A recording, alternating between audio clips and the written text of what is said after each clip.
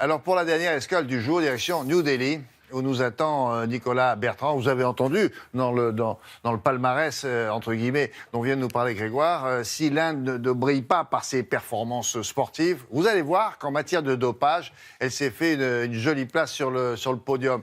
Nicolas, la situation paraît inquiétante, mais comment on en est arrivé là? Bonjour. Bonjour William, pour vous répondre, je vais tout d'abord vous poser une question. Pouvez-vous me citer le nom d'un athlète indien qui a réussi dans sa discipline ces dernières années? Non, probablement pas, et ne vous inquiétez pas, car en fait en matière de sport, le géant indien est plutôt un nain. En fait, le pays a le pire palmarès au monde au niveau des Jeux Olympiques, avec une seule médaille d'or remportée ces 30 dernières années. Pourquoi ce palmarès aussi maigre? Eh bien, une des raisons, c'est le dopage qui est généralisé dans le pays. Il est omniprésent, à tel point que quand les athlètes sont privés de leurs produits dopants, qu'ils se rendent dans les compétitions internationales, eh bien, leurs résultats sont tout à fait catastrophiques. Plus de 100 athlètes indiens sont enregistrés comme dopés chaque année. Et encore, ce n'est que la partie visible de l'iceberg, car le dopage touche aussi les amateurs en Inde, jusqu'aux étudiants qui vont présenter un examen de sport à l'école ou aux futurs policiers qui doivent présenter un test physique de recrutement. Le dopage est partout, nous l'avons prouvé en caméra cachée. Regardez cette enquête, elle est signée Nabodita Kumari, Alexis Fischer, avec un commentaire de Géraldine Lassalle. Non au dopage! Oui à la vie! Ancienne championne de marathon, Sunita Godara ne court plus désormais en compétition. Ce dimanche matin, elle sensibilise les jeunes au danger du dopage, une menace omniprésente en Inde. J'ai moi-même entendu un entraîneur dire à un champion de niveau régional que pour arriver au niveau national, il devait faire des injections. Je me sens responsable et je dois leur dire que ceux qui leur disent ça leur mentent. Et dans le groupe, certains ont déjà été confrontés à ce problème. Il y avait 2 garçons dans mon équipe qui se dopaient. Je les ai aidés et ils ont arrêté. Mais pour ces jeunes sportifs, le mauvais exemple vient de bien plus haut. Régulièrement, les cas d'athlètes indiens testés positifs font les gros titres à la télévision. Avant les Jeux Olympiques de Rio l'année dernière, 2 champions ont été sanctionnés par l'Agence mondiale antidopage. Dans les locaux de l'agence indienne, les dirigeants ne nient pas cette réalité. Le dopage est le plus courant en athlétisme, en haltérophilie, dans la boxe et dans la lutte. Ce sont les sports sur lesquels nous nous concentrons. En revanche, devant notre caméra, ils minimisent le problème et nous avancent des excuses pour le moins curieuses. Il y a un manque d'informations dans les campagnes.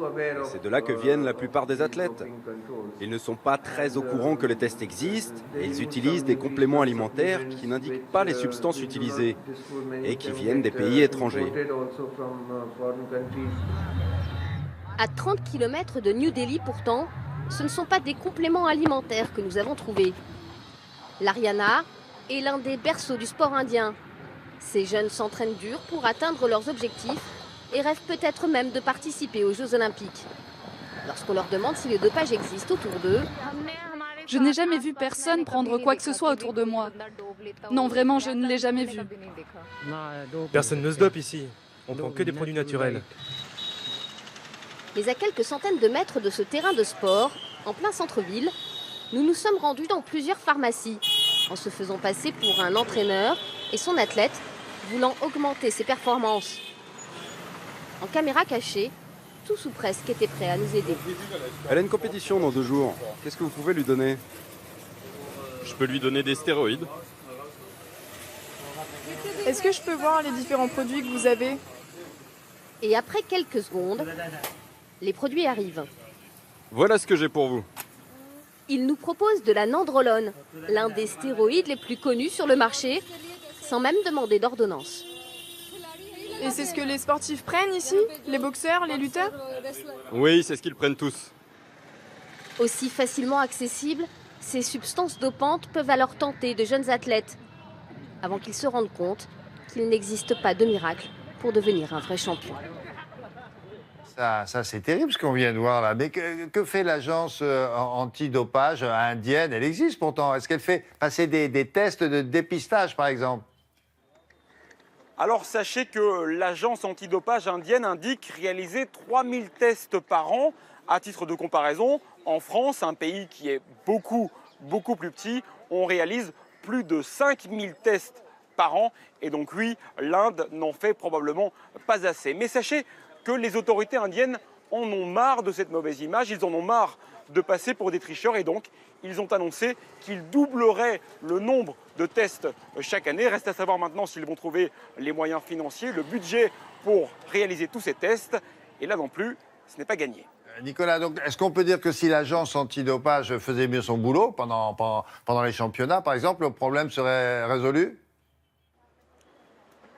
Oui, mais en fait, le problème se situe bien avant cela, bien avant que les sportifs deviennent de potentiels champions, dans les clubs pour jeunes, dans les écoles, dans les universités où le dopage est déjà généralisé. Il n'y a bien sûr pas de contrôle à ce niveau-là et les jeunes sportifs prennent de très mauvaises habitudes bien avant de pouvoir développer toutes leurs capacités, tout leur potentiel. À 16 ou 17 ans, ils prennent déjà des stéroïdes qui sont en vente libre ici, pratiquement partout.